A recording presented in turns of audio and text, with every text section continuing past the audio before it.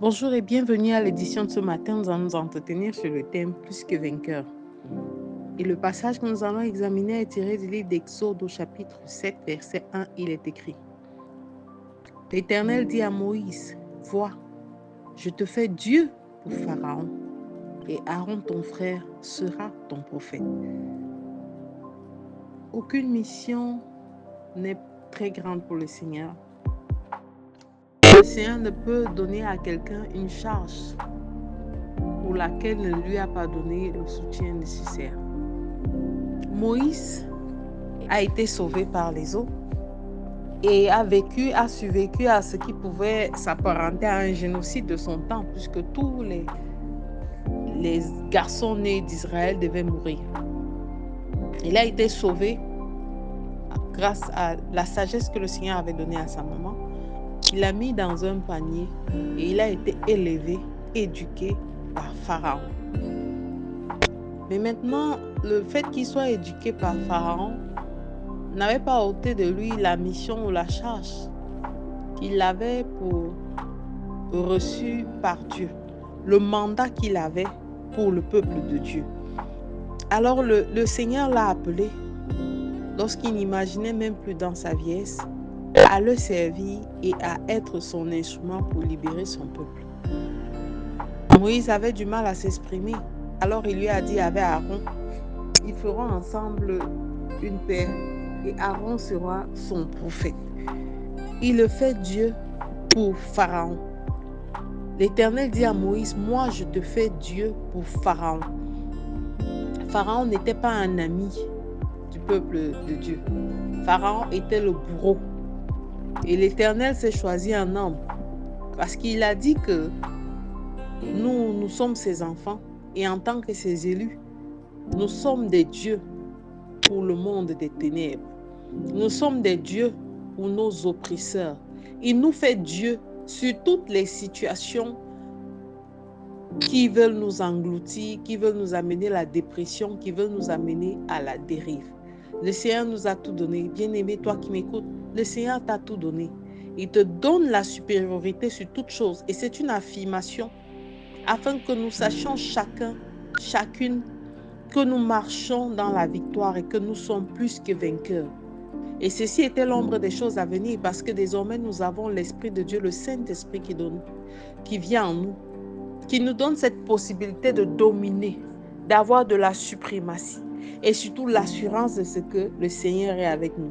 Bien-aimé, Dieu ne peut pas te donner une onction s'il ne t'a pas donné, il n'accompagne pas son onction de tout ce qui est nécessaire afin que tu sois déclaré victorieux. Il n'y a pas de situation dans ta vie qui est au-delà de la force que le Seigneur a mis en toi. Parce que quelle que soit la situation, quel que soit le conflit, quelles que soient les attaques, tu es un Dieu pour le camp adverse. Pas un Dieu qui combat avec eux, mais un Dieu qui combat contre eux. Le Seigneur t'a établi. Il a dit: je vous donne l'autorité, je vous donne la puissance de marcher sur les scorpions, sur l'aspi, et rien ne vous arrivera. Il voulait libérer son peuple de la manière la plus simpliste, mais devant une autorité aussi puissante que Pharaon. Alors il lui a donné cette autorité d'être un Dieu pour Pharaon. Dieu a mis en toi du potentiel. Dieu a mis en toi un caractère exceptionnel et particulier. Il t'a donné des conseils au travers de sa parole. Il t'a donné des démarches à suivre. Il donne à chacun de nous le canevas à suivre étape après étape et l'attitude que nous devons avoir en tant qu'enfants de Dieu pour ne pas passer à côté de ce qu'il nous a promis. Il nous a donné cette possibilité de revendiquer, d'oser et de prendre position et possession de tout ce qui nous revient de droit. Il nous a établis. Bien-aimé, tu as été établi. Ce n'est plus à toi de fuir devant l'oppresseur, mais c'est à l'oppresseur de fuir devant toi. Parce que devant ce Pharaon, le Seigneur a fait au travers de Moïse des signes et prodiges pour faire éclater sa gloire. Devant ce Pharaon, le Seigneur a davantage endurci le cœur de Pharaon afin que le départ de son peuple soit une chose qui n'a jamais été vue dans le passé, dont on n'a jamais entendu parler. C'est de la même manière le Seigneur t'utilise. De la même manière, le Seigneur m'utilise. De la même manière, le Seigneur veut que nous agissions comme des plus que vainqueurs et que nous puissions marcher étape après étape, la tête haute. Ce n'est pas nos attributs qui font de nous ce que nous sommes. Ce n'est pas ce que nous possédons dans le monde matériel, mais c'est cette promesse, c'est ce Dieu qui vit en nous.